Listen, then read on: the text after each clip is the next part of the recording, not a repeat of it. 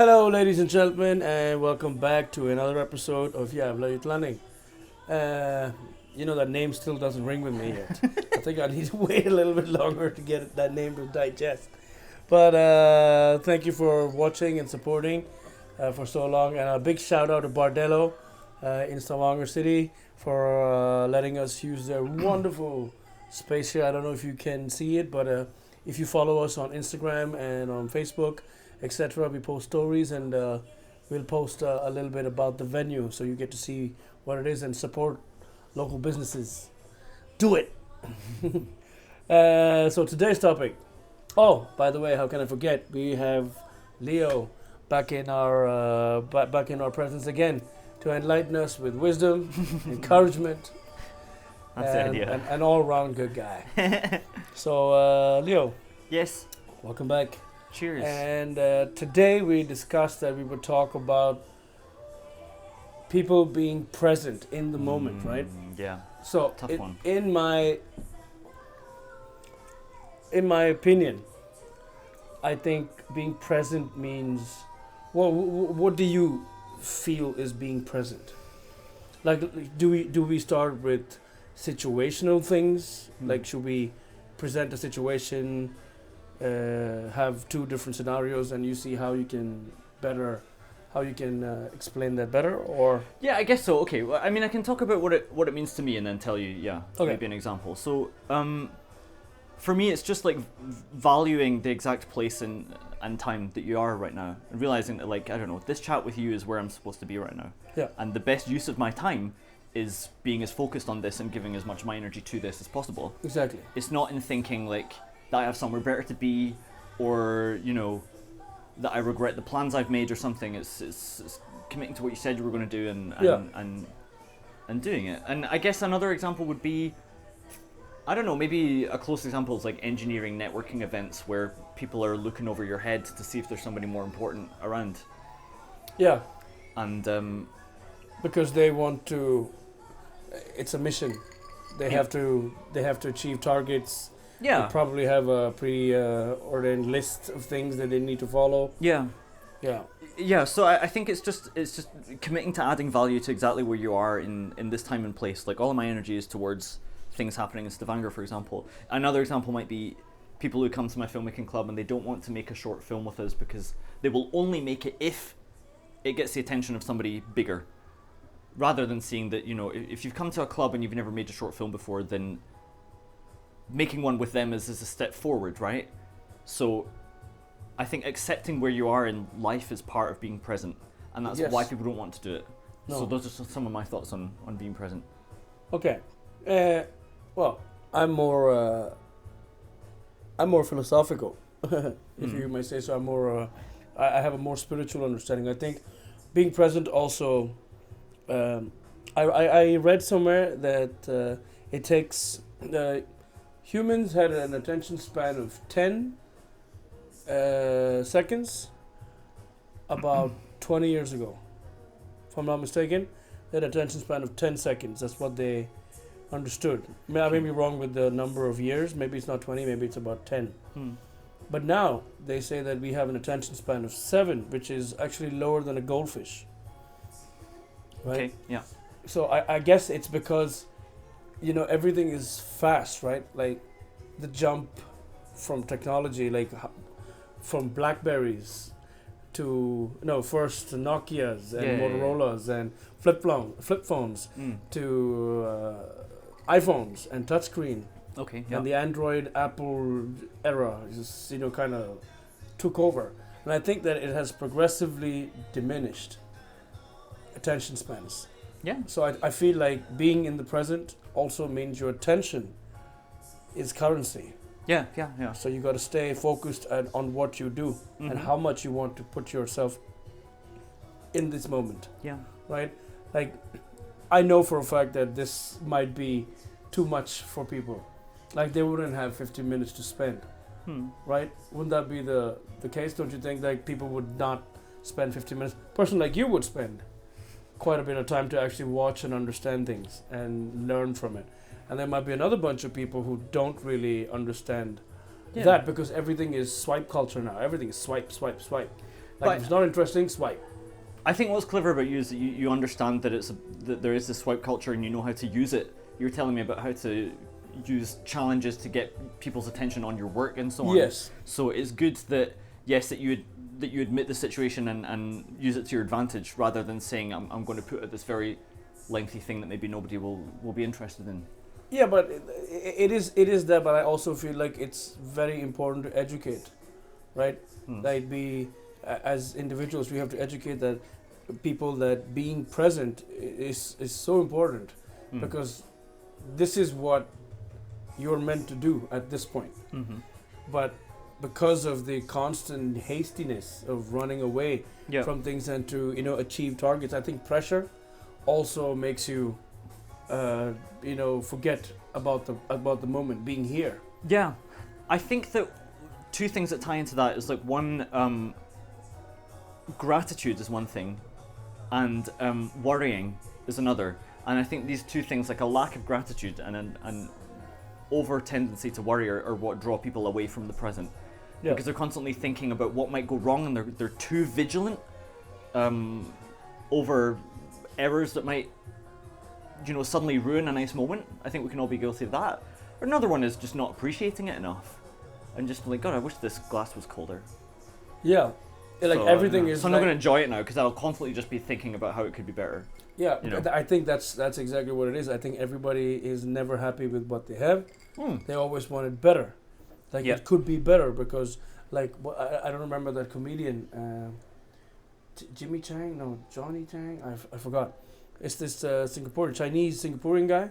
He says that people are so used to consumerism that they want Prime Now, like Amazon Prime, like like Prime Now, like Prime before I even thought about it. Yep. Like, why do I need to wait to think about it? Yep. So I think it's like it's progressed from there. It's like it's become it's seeped down to different avenues or where people don't really have patience anymore. Yeah. I think patience and being in the present go hand in hand. Yeah.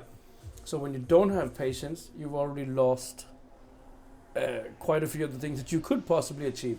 Yeah. I feel like when you're not in the present, you also have struggles with depression, struggles with people, because they're not able to see. Being the present does not mean that you have to, okay, I'm in a fight. There's two guys arguing with each other.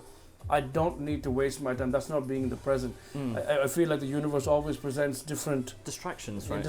They give you the things you want, but they also give you distractions to see how focused you are to be on it. Okay.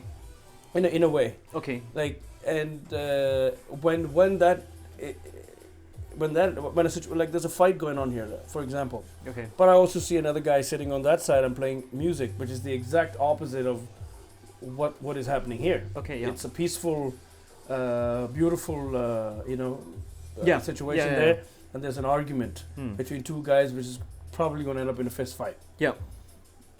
I feel people are more drawn to that. Oh yeah. Rather than actually paying attention to this. Yeah. Because this is evergreen. Yeah. But this is situation. Oh, you live one life, you can do whatever. Come on, man, just do it. Let's just and then they champion fight. Yeah. But there's also a bunch of people who might actually be like, why are these guys doing this? But you see, I feel like there's two sides of the spectrum. There's people who actually sit down and enjoy a performance. Yeah. Compared to going in a setting and watching a fight. Yeah. But no. It's interest, right? It's interest. People are very reactive. I mean, it gets easier with age, don't you find? Yes. I completely present. agree. I think because I think we all have to spend our own time wasting time on stuff that's very reactive in order to realize that it's not bringing you anything meaningful, purposeful. One example would be like, we've started making a new film, and we've done 2 days out of what possible 12, and one of those days was a 12-hour day, when it's impossible to maintain attention for that length of time, like you say. I went through a whole range of emotions that day, from like, this is beautiful, I'm so glad we're doing this again, to God, I wish I was at home with my cats, to I'm a complete idiot, why did all these people show up just for me, to like, why aren't they all doing what I want? Like, it was was everything. I went through everything, but I didn't let it all out, because I knew that like I would go on to the next emotion, and you have to ride that and just experience the discomfort of everyday there. existence, and, Yeah. and choose what parts you're going to let affect your day. Exactly. And if 12 days of 12 hours perhaps of effort is what's going to produce something meaningful to me, which is a new film, and I see lots of other people being very active about little things along the way, and you're right, it's going to be a mission to stop being distracted by all these little things. Oh, it's too hot here, and I'm too cold there, and this is too many words, and I'm nervous, and yes, all true, come on. Do the work. Yep. Yeah. I think that a tolerance for discomfort is a magnificent thing to achieving what you want in adulthood. And the tolerance for discomfort comes with allowing you to be present. It's just accepting that you don't know what the hell's going on, and you feel a bit silly, and you're cold and hungry or whatever. Yeah. But you're still going to do the Yeah, thing. of course, you know? distractions, like you mentioned, Yeah, distractions. Yeah. There's so many things that keep popping up because you're not really sure of, or I feel like, people can look at another person, and if they have some sort of discomfort, you might assume that they're not interested in the project, like, because I'm like that. Right. So I read energies really quick. Right. Yeah. But I might be completely wrong about the way that person feels. I've noticed that myself. Sometimes I feel like people are, like, I'm in the middle of let's say for this podcast for now. We're sitting here in the middle of a session, and you have a slight discomfort. My first question, you good, man? Like, something okay? Everything okay? And then you just say, no, I don't really have the time to discuss this with you. Let's just get back into work. Let's do that. I clearly know now there's something that's bothering you. Yeah. Right? And you just want to address it, right? Yeah, I want to address it and move on so that the job's done well. I see your Right? point. Yeah. And It's then- a strategy. Yeah. So it could be that you might have also seen something like that. Maybe discomfort somewhere, somebody said something, that may have triggered another emotion, or maybe Yeah. that. It could be something like that. It could be different for people. For Yeah. me, I feel like I watch someone and I see that someone's uncomfortable. Yeah. That just means that we need to address it, kind of get over it so they can do a better job. Yeah. Do you know, you bring up lots of interesting things. I mean, one is that I definitely try to hide my discomfort in those moments, because I know that I'm a really slow thinker, and in 2 days I'll realize I had nothing to take personal, No. But in the moment I want to take something really personally, so I don't want to talk about it, because I'd rather just not let people see what an idiot I'm being in my head, Yeah. And just 2 days later I'll be like, hey, she had a good time, great. Yeah. When you asked She was her, just really like, excited, what's up? Oh, she wasn't trying to bother me. Yeah, but she was not in a bad mood. But I interpreted it as that, so I'd rather just keep it to myself. Yeah, and I think Personally, I think that's also a part of being present, right? Because you analyze exactly how you feel. Yeah. At And then decide that whether point. to act on it. Yeah. Right? Yeah. Like, there's so many people who I've noticed in my life that, like you said, gratitude. Like, I'm one for preaching and practicing gratefulness to be here right now. Yeah. Many don't have the opportunity to actually sit and do what they want. Yeah. And many are prisoners to their lives, if you know what I mean. Yeah. And that's not where I've chosen, my path. Yeah. My path is to sit here to do what I want and to be present where I want to be and who I want to talk to Yeah. and create this show. And I think many people struggle with that. Yeah. Like, they're always looking for an out. Yeah. Like, it's a mundane lifestyle. Yeah. Wake up in the morning, you go to work, you come back, it's a 9 to 5 shuffle. And then you have barely any time for yourself. Maybe some people are disciplined enough to go and live a set life. Yeah. But then, is that really a life? Yeah. No. Yeah. I see your point. Like, if you're always just doing the same things, it's like a... Some people need that Some people security really- yeah. to survive. Yeah, to survive, right? Mm. But talking about more primal ways of living. Yeah. Like, now we have surplus of everything. You have surpluses of everything. If you want food just arrives at your doorstep. Yeah. All you need to do is just call an order, and they deliver it. Yeah. Growing up in Abu Dhabi, we knew that, but it was never so big here. But I've experienced that since I was like 5 years old. Yeah. You call Kentucky Fried Chicken and you order a family bucket, with extra coleslaw and biscuits and 2 big bottles of Coke. Boom, they're at your doorstep in 20 minutes with the food. Yeah. And delivery was free.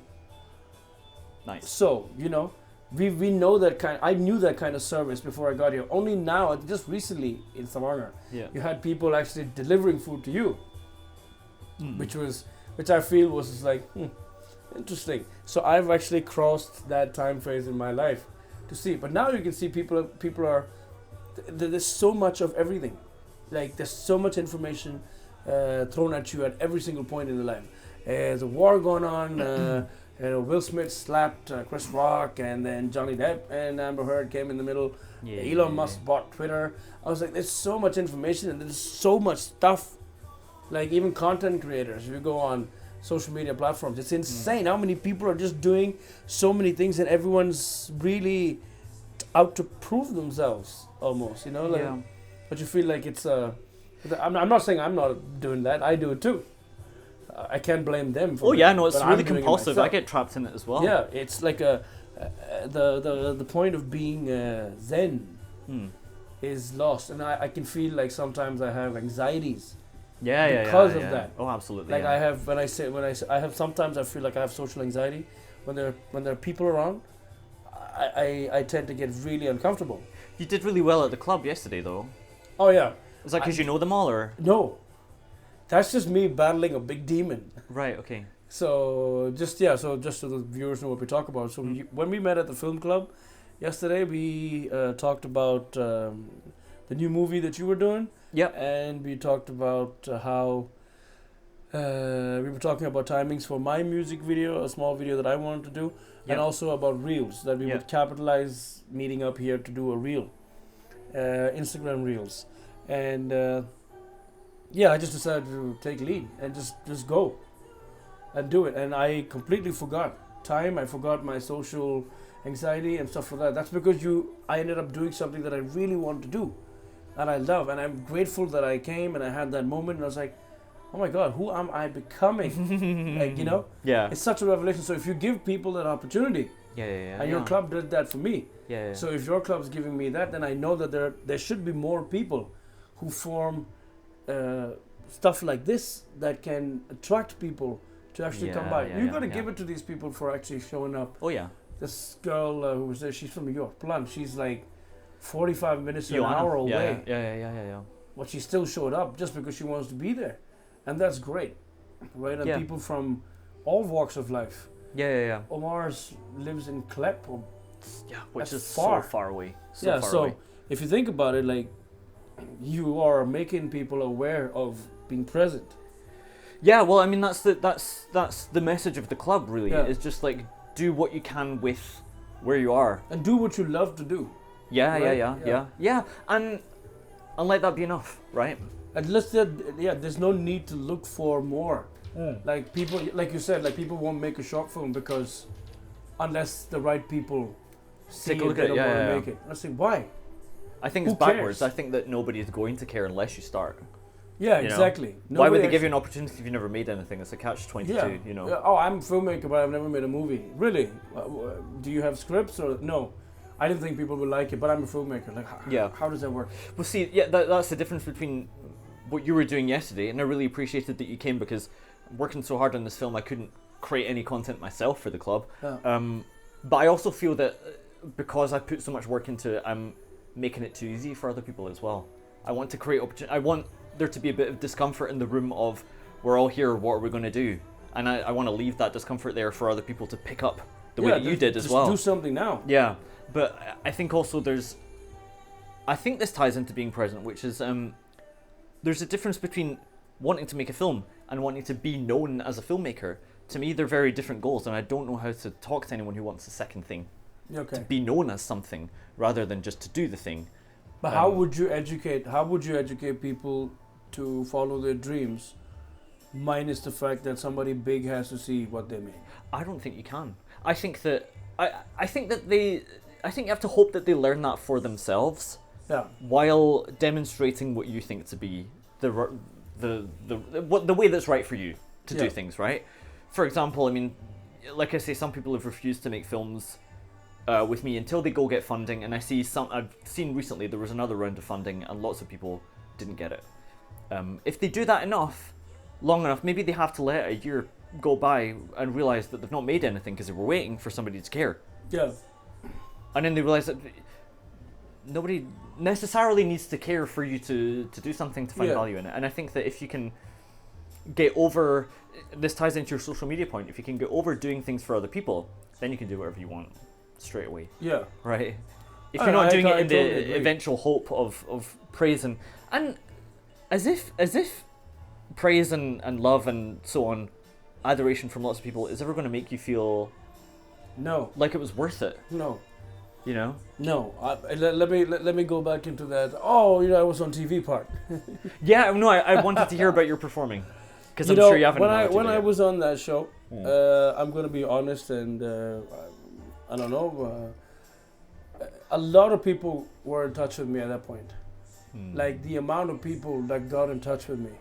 Like people who I haven't talked to in 10 years, 15 years, when I just posted on social media that I was going to be on the show.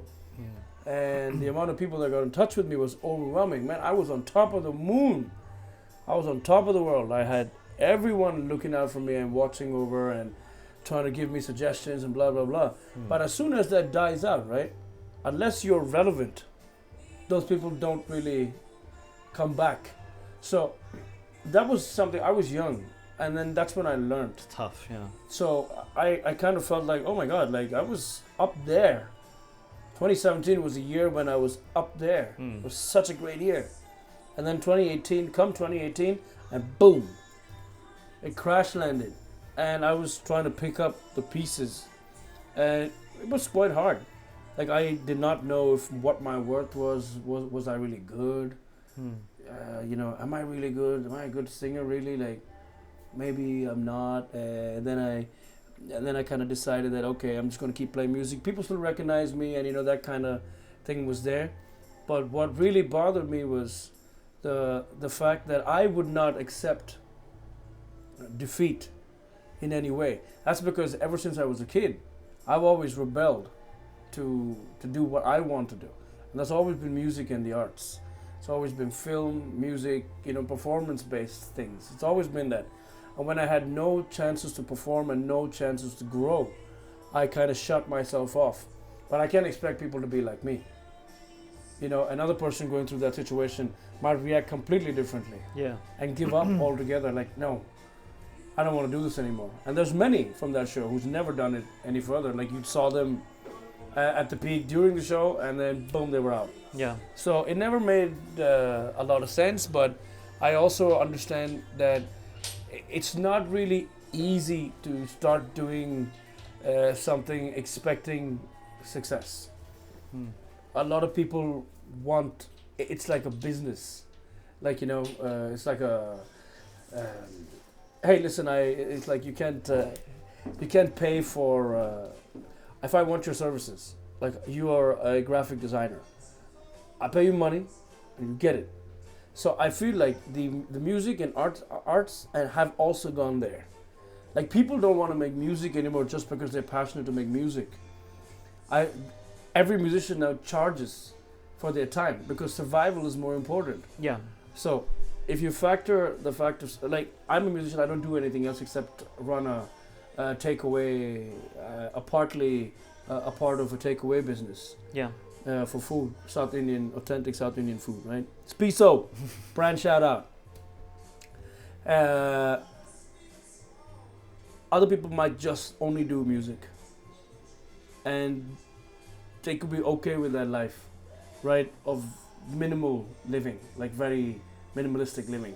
Can't spend too much on things because music's got to pay a lot more. And especially if you live in a country like Norway, you have to have a lot of gigs to survive. Yeah. Otherwise, you don't make bank. Yeah. And survival becomes a tough thing. Now with the electricity prices going up, the food prices going up, everything's going up. But the music somehow just stayed the same place, right? So I feel like when people are scared to take new plunges. And this all comes back to that whole thing of being present. Yeah. Like they are so scared of what's going to happen that they forget that maybe they should continue to push. Yeah, I would say I want to ask you more about this fall after the idol thing, because I definitely think that losses in my own life are the secret to gratitude. When you see how really, really, really bad something can get, then you're able to appreciate when a day is totally regular, and you understand that there's no reason it should be regular. Exactly. There's no reason why you should have a nice day. No. If you're having one, that's awesome. Also, gratitude to me doesn't feel like I'm skipping around in the sun with a big smile on my face all the time. It's just a very simple, like, this is cool, you know? And also, like, you talk about, I think you're one of these guys who likes the language of, like, you gotta get up every morning, chase your dreams, all this kind of stuff, right? Well, I'm not I don't feel like that every day. Yeah, You know? okay. I wake up and I feel like sometime like today. I didn't Just want to get regular up. guy. I didn't want to get out of bed. Yeah. I was just like, oh my Weather's god. so bad. And Why? Why do I really need to go anywhere today? And do I really need to do this podcast tonight? Could I just lay in bed and not think about things? I've had a tough week. I haven't had a day off. I got called to do a gig tonight, so I got to play tonight, and then I got a meeting at 10 in the morning tomorrow, Nice. and I Yeah. worked till 3, and in 7 hours, by the time I get home, it's 4, Yeah. and by the time I sleep, it's 5, and then I got 4 hours sleep, wake up, meeting, and then I got to go back to the restaurant. I have no time, but I don't feel like that every day. I don't Yeah. feel positive every day, Yeah. but I just wake up and I just know that somebody else did not get up. You know, there's a bunch of people in the world that did not get up. I'm not saying that that's my problem, Yeah. but my gratitude lays with the fact that I'm up, I can do good for a few people, Yeah. and most importantly for myself. Because I love all these things. I love doing the podcast. I love my gigs. I love performing for people. I love being in good company, talking, discussing things, making food for people, seeing them happy, picking it up from me. These are all good things that you can do in a day, right? And why not? Yeah. So then I start to think, okay, you're lazy today, aren't you? It's okay. What can you do to make yourself feel better? Yeah. So I don't sit down and complain Yeah. about my situation. I try, like I said, the West and the other half of the world. You see, when I grew up, I had no fucking time to complain, man. Like, depression is a luxurious problem. It's because when you have everything taken care of, and then you could do it. But we never had that time. They were like, what? You're depressed. Get up, brush it off, and walk. Let's go. We got things to do. So there was no time to think about it, right? And then I see why. Because my parents had to hustle Yep. to get us to where we are today. Yeah. And a lot of people complain, like from my generation and from my communities. Yeah. They complain about that, like, oh, my parents were harsh to me. They were always kicking my ass. They always made me do things. Mine did too. My parents were not nice. Well, my family was quite harsh to me. But I see why. It's not their fault. It's because the system they were placed in at that point was ruthless. So if they had to stay up on point all the time, Yeah. they had to do this, right? So I consider depression and feeling low and mental health as a luxurious problem. But when I got here and when I understood the system was really slow and based on personal life, Yep. it's your personal life over anything else. Like, that's number one. Okay. When I saw that, I was just like, so now I could actually process my emotions, Yeah. see it for what it is, but still do the same things I do. But I just knew process. Yeah, I see what you're saying. I mean, like, also, I mean, I think we all look at what our parents did, and you take the bits you like and you reject the bits you don't. Yeah. And my parents did the same thing. My mum made an enormous leap up from the way that she was treated, but there's a definite edge to Scottish culture as well. The tall poppy syndrome, like, get on with it thing. I think my mum was depressed her entire life, and I wish she had taken time to look into that. And I now am on medication that got me here today. Like, I would not. I mean, Bardello is not that far away from my home, but it would have felt like an epic, like, Lord of the Rings Yeah, journey. I know, journey. If I wasn't on medication. Oh my god, I gotta walk. I would not have been able to 2 get here. minutes. Yeah. So I agree. There's a carrot and stick philosophy, right? On one hand, on one hand, people. Like what I said was cultural, if you know what I mean. It's very Yeah, no, I get cultural it, I get based, it. Because we had no time to cry. Like if anything happened, That's a shame. brush it off. That's and a go, shame. Go, go, I wish go, you had time to cry. Because people are going to be chasing, and you're just going to be lacking.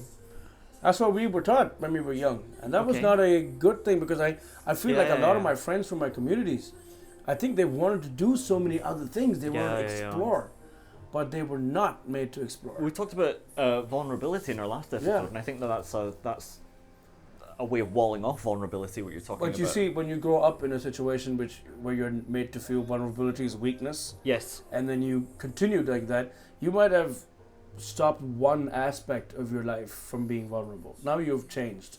Now you give yourself vulnerability in that one position, that one thing. You are vulnerable in front of your wife or your best friend or somebody close to you.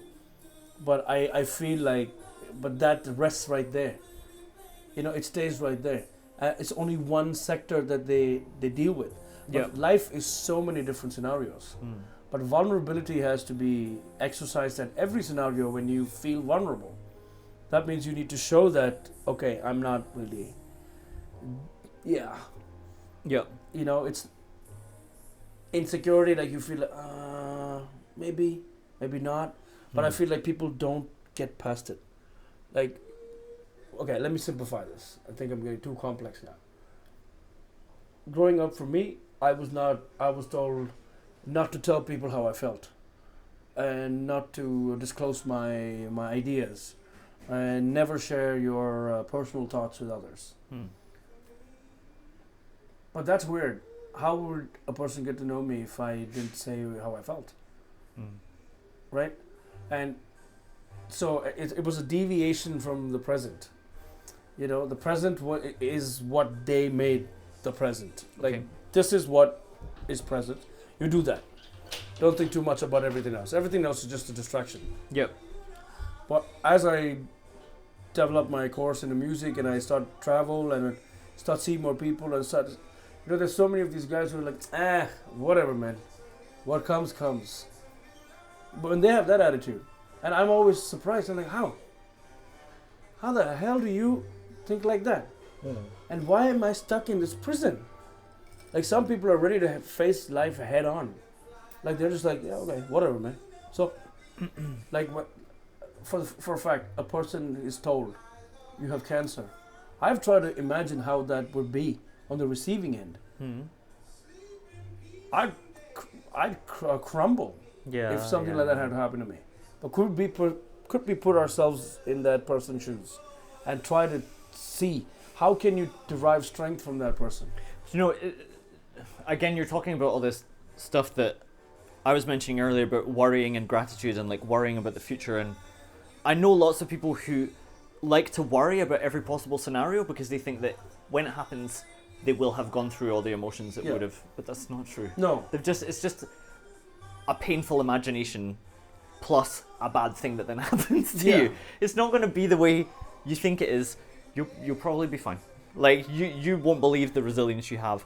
But also, leave that for the day you learn you've got cancer. Don't start like prepping yourself through it. Just have a nice time, That's my thought. Cause so you're like, whatever happens, happens. You can't worry yourself out of it happening. No. You can take care of yourself, but if you're going to get it, you're going to get it. Yeah. But you can't live your life based on that. Yeah, and it's not immature to say, do you know what, I'll handle that when I get it. Yeah. No, I'm just going to watch TV now. But that's what I'm saying. That's a healthy way to live life. Right? Yeah. They have no... And I think aging, for people to age, you age slower. Like, when people are more content with themselves. Yeah, if you like, worry less, I'm here. This is all I got. And this is all I can offer. And what's life going to give it to me? What's life going to throw at me next? If you have that kind of pursuit of happiness, trying to find that, those multiple levels of how you can be free within mental, chain yourself mentally. Like a lot of people struggle with that, I feel. And I feel like I have to tell a lot of my friends and my, close people that, listen, like when tough times happen, they make you tough. Yeah. Well, that's why they're called tough times, so that they are for you to learn and to understand the process. So are you grateful for the tough times? The TV show experience, for example, yeah. I'm very grateful for the TV show. I'm Yeah. very, very grateful because now I know. Now I understand what it is and what the whole game was and how people are when you are put on that spotlight. Because then everybody is out there pointing at you, everybody knows you, everybody wants to say something to you, everybody wants to hug you. They're all patient to take a handshake, to give you a handshake. But then, it fizzles out. Yeah. And when it fizzles out, you're not relevant anymore. How do you not get cynical? Well, because it's not their fault. That's the way these things roll. Like, you would know Vanilla Ice. When you see him, you're like, ice, ice, baby. You remember him. Yeah. You're kind of drawn to him. Yeah. Because, he's a famous person. Yeah. And he was a champion at his times, except for the whole appropriation part. When that's where he kind of died. Shouldn't have done that. And bad-mouthing people on TV. Like, that was just a bad idea. But anyway, he's back at, he's made a mistake. And he understood. And he went into, I think he went into real estate or car dealerships. Okay. I'm not really sure your what he ice did. history much better than I do. Yeah, I think that's what he did. And then he's also friends with Adam Sandler. Okay. So he makes cameo appearances in Adam Sandler's movies. Right. Some of them at least. So when you see him, you understand, oh, Ahmed is that guy. And you can imagine how many people, that's a one-hit wonder dude. But nobody really knows how he felt, right? Nobody really goes into length about what that man had to go through after the complete collapse of his career, right? Like, what do we can we put ourselves there to see how much loss he has to have to deal with, like personally, mentally, it's really tarnishing. So I had a chance to get very cynical about everything I did, and I was at one point. I was really cynical. I was very upset with the way things were working. I was not happy. And then I realized, okay, I'll tell you what. Tomorrow I could wake up. One of my ex-girlfriends told me this. And I still hold it dear to my heart. You can wake up, go to the bathroom, slip on a puddle of water that probably was there. I don't know. You could slip, hit your head on the sink, and die. And nobody is going to give a shit about you for maybe in 5 years, you're forgotten. Do you want to live your life cynical and angry and then regret it on your deathbed? Or do you want to be on your deathbed knowing that you're going to die, but smile and be like, well, I guess my time's here. My time's right about now. But I did everything I wanted to do. Yeah. And I'm sorry to the people I pissed off. And I hope they hear me. And that's it. Well, I guess that's it. But death is beautiful because, it's a part of life, right? Yeah. But I try to analyze it. And I try to say, so this whole being in the present is so important to me. It's tied to death as well. Yeah, because do you remember what you did when you were 24, 25? Do you remember days, like series of days that you remember? Or is it just a blur? Just moments. It's moments, right? Yeah. I have this thing where I can remember, like 3 weeks ago, how my day went exactly. Like, because I was present. I was doing things I wanted. So my mind was clocking it. Like, I was like, oh, check. Okay, I wanted to do this. I did it. I remember my last gym session, that was a week ago. I am now getting into dad bod.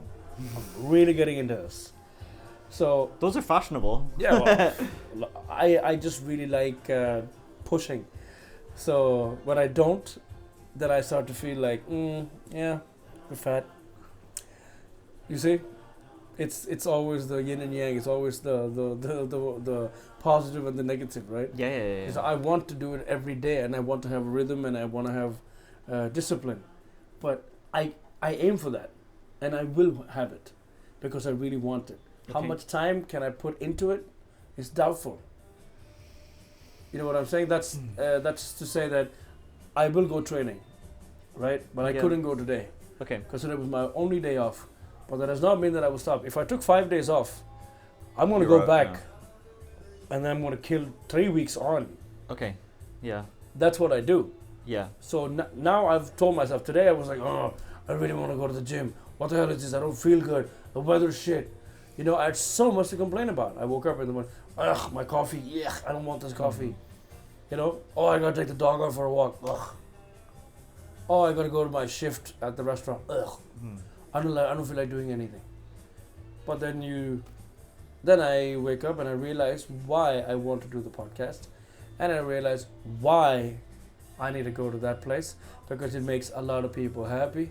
It's a promise I made, and the things will happen. Whatever needs to happen, happen. I really wanted to play a gig today. I was like, oh, I really want to sing tonight. And then just a half hour before we met, I get a message. Yo, there's been a cancellation. Can you step in? Hey, there you go. You see, you get it. Nice. Yeah. I think that so being present, I like to lose myself in things as well. Like when I'm editing or when I was writing a bit today, editing, making plans or something, I'm not really there. I'm just in the flow of whatever's happening. Yes, no, also, I mean, I felt the same thing when you were like, oh, can we meet at 6:30 instead of 1 or something? And I was like, 6:30? I want to be in my bed. No, I'm not going. Yeah. Yeah. That's when I changed my diaper. Yeah, exactly. No, but I apologize for. No, it's cool. I just it's cool. got a phone call in the morning and I was like, and we go again. But Yeah, you yeah. see, I should be ready to know that my life is like this. Yeah. Oh, that's what I wanted to say. That I think that it gets easier as you get older because you know yourself, and you know that, like, when I started filmmaking, I thought I would have to become a different kind of guy, because we have cliches in our heads about who the filmmaking guys are. You know, like elevator pitch and no, fuck you, rejection. All this kind of stuff. And I was like, why would I start being like that? I've never been like that my entire life. Now we've made. I think I just finished our 5th feature film that we've made in the club. I feel like exactly the same guy. Exactly the same guy as I did before. But in order to maintain feeling like this guy, I have to keep working really, really hard.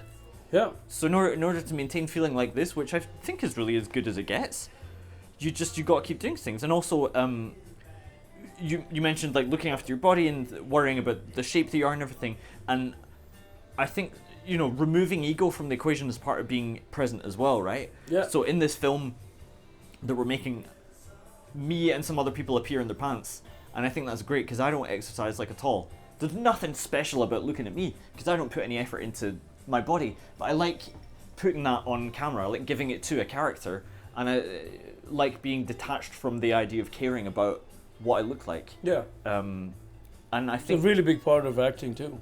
yeah, but somehow that ties into the notion of being enough, everything now being enough, and being ready to go with what you have today. Yeah. No, I completely agree with that. I'm 100% with you on that. My thing for training is never the way I look. I like to look like I train. Yeah. But it's not a mandate. My thing for training is that because I know that primarily, like, when our bodies are meant to do stuff. Flood the happy chemicals and everything. Yeah. We're meant to do stuff. We were we were Yeah. climbers, and we had to hunt and hide, and these positions. I really love like martial arts, and I love the way body movements and how you do an uppercut. And I love art because I feel like a person's really gone in length. People have gone lengths to find out how to achieve certain things. Like, for example, javelin throws. Like, it's always surprised me how they keep their arms like that, and then and when they have to, when they finally throw, like that kind of pressure, and discus throws and short puts. I've always been an athletic person. Like, I like sport. Okay. Because it makes me. I like the feeling I have. I chase that feeling. Yeah. Right, and it also gives me the same feelings as I'm having right now. Right, I chase this feeling. Yeah. Because I like talking to people, and I hope that what we say, that some of it could benefit somebody. Yeah. and somebody listens to that and they're like, "Hey, man, that's exactly what I wanted to hear." Yeah, I agree. Thank you. Yeah. Like that's what I want. I don't. I can promise you right now, if tomorrow I become one of the world's most famous entertainers, right, I am not going to buy myself 15 cars, flash my money, and build a mansion that I'll have to hire another 40 people to clean. Yeah. No. I'm going to buy just a house where I can clean. And I want to do stuff. When we went to this festival, the film festival, I was at a festival, actually. Big man right I was at there. a festival, at the film Big festival. It was really nice. We had a really nice reception. We had a Q&A. People asked lots of lovely questions. They'd seen my film the year before, and I was like, oh, this is cool. And they came up and gave us lots of compliments. There was about 20 different people there. It was only 20 people, which was like the average turnout for the film. But it's more than I'm ever face-to-face with as a creator. 20 different people who've just seen something that you made. And so they, more or less, all of them came up and said, that was great, what are you doing, blah, blah, blah. This is nice. And I asked them to. I said, please, I've come all this way from Norway because I want to meet everyone. But it was so overwhelming and so intense just to talk to 20 people that I was like, okay, that's enough of that. I'll be back next year, and I don't want to experience that until next year. It's just, but I felt in that moment how it can be really intoxicating to some people, and how it can take you really far away from yourself very quickly. In fact, there were other people there who didn't. There were other filmmakers there who didn't look at me in the eyes. There were other ones that I invited them to my film, and they said, "Yeah, that's great," and then didn't come. Didn't Just say. And they were sitting in the bar chatting to their mates. That's what was more pressing than coming to see a film that I'd invited them to come see it. This once in a lifetime opportunity to see it for the first time. Chat to the guy who made it. See, now that's what I said, right? Yeah. Now you understand, right? Yeah. Like, it's pretty much the same. Like, you invited somebody, you are there because your movie was picked. Yeah. Your highlight. You know, you're the main show. Guest attraction. Right? Yeah. And at that point, it's easy for things to flip. One is you can get a lot of people raving and telling you and blow up your ego so high. Yeah. And then you can also have people who are just there to not really happy or very excited, but are quite envious of who you are. So they don't want to associate themselves with you. Yeah. They'd rather sit elsewhere and make you feel that pinch. And you know the weird thing is, it's like, it's not Hollywood, right? No. It's happening at this teeny tiny little level. It must occur at every level, you know? So I wonder if you agree that some people, if they're just nice guys now, no amount of fame is going to make them not a nice guy. If somebody's not a nice guy, it's going to make them a way worse guy. Don't say that fame just makes people more who they are, or something like that. I think it's more to see. Well, yeah, I agree to a certain extent, but if you know a person, right, well enough to see their actions before they became a famous person. Yeah. With fame comes a lot of things. A lot of things come, and it blows your ego, and you're not able to step lower. And I've had a certain moment like that in my life where when I was performing with a bunch of artists, my fame kind of went up because I was known in that whole region. Everybody knew me. I got a lot of things for free. I got invitations to a lot of parties for free. All the elite parties. I was at that. Cool. And then I came to Stavanger and I came to Norway, and then it just went because that's what happens when you come to Stavanger. Yeah, because the idea of that ever existing is no. Why? That one really nice thing, and I actually love it, is when I go to work, is there's very little I can do to change somebody's opinion of me at work, because they've so got it in their head that everyone is equal, and I love that, and I think that's important to being present. I've come back to work and just been like, yeah, sorry, I wasn't here, I was taking care of my dad's funeral, so I've been off work for a month, and they'd be like, alright, can you sign the data sheets? And I'll be like, yeah, alright, I'll sign the data sheets. Or most recently I was saying like, yeah, no, I just got back from a film festival, like my feature film was present, I wrote, directed, starred in it, and there was a great reception. Cool, so we've got a meeting in like an hour. I love that. Just being treated like there's nothing I can do to change their minds. Yeah, that's great. That's great because of course, some people when you say something, some people are like, "Oh shit, really? Yeah. How was it, man?" Well, yeah. But you got to meet this guy who knows the guy. I'd rather be told, "Oh, that's great, but we got a meeting in 10, so Yeah, here we need you for yeah, this. You I ready like for that?" Yeah, and yeah. I was just like, "Oh, but nobody wants to hear my movie? Like, no, Yeah. nobody." Because But that's cool because then it humbles you yeah. to a certain point. That listen, we understand that you're doing other things and you have big passions about stuff. Yeah. That's great. Yeah. But right now, we have to get this sorted, and you have to be there. Yeah. And if you are like a yes, right on, you're on board, Yeah. then we know, like I would know, when you peaked, when you're at the peak of your fame, Yeah. that you would always respect it. It's a very human thing to see. Like many people still do a lot of charity and good things Yeah. to help other people to get themselves up. Yeah. But most times it's Here's what I've learned is like a lot of my filmmaking. This is kind of relevant, I suppose, but like a lot of my filmmaking idols started just by filming their mates, and they made films with their mates, sent those into festivals, and got more attention. Right. Yeah. And I've contacted some of those people who were my idols, and they get back to me and they talk to me because they were humble enough to make what they had with. We vibe together. We've got the same idea. Another thing is that if I asked somebody to come to my film and they didn't come because they wanted to hang out with their friends, that doesn't make me feel like I want to prove myself to them. That means like, great, I don't need to waste my time with them anymore. I was really grateful to see that happening because I felt like, right, then those are not my guys. Then those are not my people. exactly. My people are nice, and all the writers I respect have written back to me, and there's your people, there's your tribe, and it's being present, it's focusing on those people and not getting distracted in this case by people who want to treat adulthood like it's high school. Yeah, I know exactly. I've opened for a really really famous band. I'm not going to mention their name because I don't think they're worthy of mention. Nice.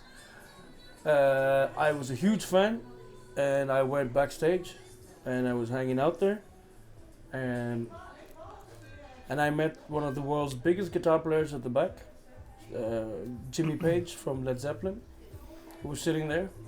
Outside this caravan they had, like a vanity van. Yeah. So they were all sitting. He was sitting outside, and when I walked past him, he said, "Hey, brother, man, great drums, man, great playing." Nice. So I was just like, I didn't even recognize him. Right at that point, it was quite dark at night, and there were lights, but didn't really see him. I was like, thank you, man, appreciate that. And I was walking by. I just walked 3 steps, and I was like, what? And I ran back and I was like, oh my god, Jimmy Page? And then he was like, you know me? And I was like, yes I do. I grew up listening to you, man. That's like so you were like the cool. biggest thing for me. But the band I opened for did not give a shit about him because he was like a 60, 70 plus man. Did not vibe with him, so they kind of, Jesus. put him out. So he was just out there, No not doing respect. anything. Yeah. And he was visiting Dubai with his family. And these guys were 2 a-holes throughout the entire night. Security would not let me go backstage. I had an all access. I was a part of the opening band, so I have access to go to get my gear. No, the band does not want anybody behind once they're on stage, only after. And then they were shouting and being very rude. And I saw the drummer, and he was tying his shoelace just on the monitor. And I was like, "Yo, man, have a good gig." He just looked at me like, Ew. and I was like, Yeah. as an upcoming artist at that point, like I was just like, wow. Remind me never to be like you when I grow up. If there's a guy standing in front of me and saying that he likes what I did, I have to be grateful enough to give him back that because thank you, brother, for saying that to me. Cool. It makes me good. Very cool. And I wish you the best. Yeah. And I hope I can deliver the same experience to you again and again. Because we're talking about being present now. We're talking about just like how to get value out of being present as part of like how to get value out of each day, right? And focusing on your people is one of them. Because people keep telling me like, oh, even yesterday, we could. I hear it all the time. We could probably get funding, Leo. We could get funding for your club. You should apply to this. And then they'll tell me like, I know a guy. He's really mean, but he might give you some money. And I'm like, I don't want to talk to a mean guy. You I talk to don't want him. to spend any time talking to mean people. Like I have zero time for it. I definitely don't want anyone who is mean getting credit for anything I'm doing. I don't want the help Absolutely of mean not. people. I don't want to associate with mean people. And no matter what they bring, you And know. also, if you really think the club needs money, how about you do it? I get this food. Yeah. What? Wait, me? Not me? I said, yeah, you suggested it.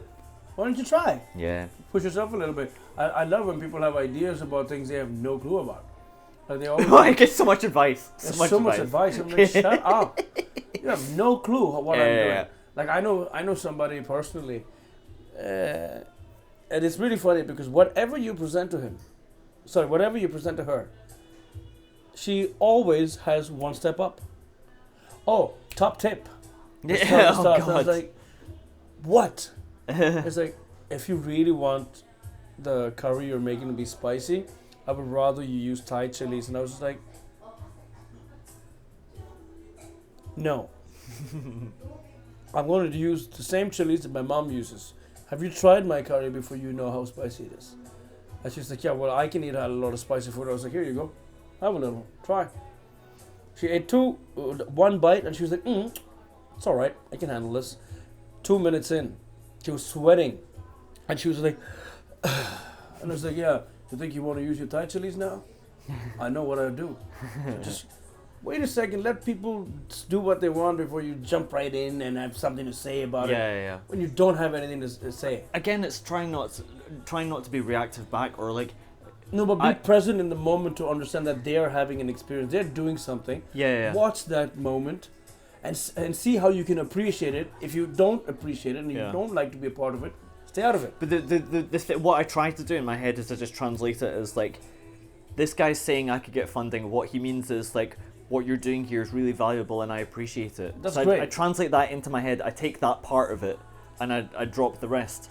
But I'm a really sensitive person. It's not. It takes a lot of energy for me to do that. Yeah, but he also told you that, but you got to talk to this mean guy. Yeah. Why do you want to put somebody in that line of fire? I think that people just they have it in their head that they're rule bound.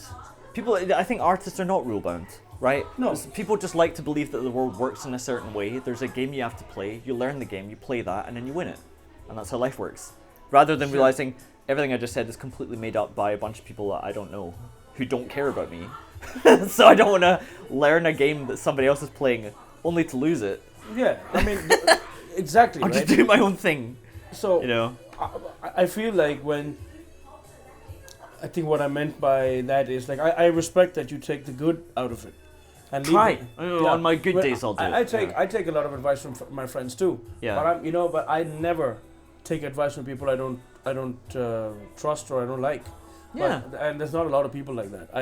I've experiences with people who've done really told me that they have done great things, but I've seen they flow, like the process chart, and I understand that.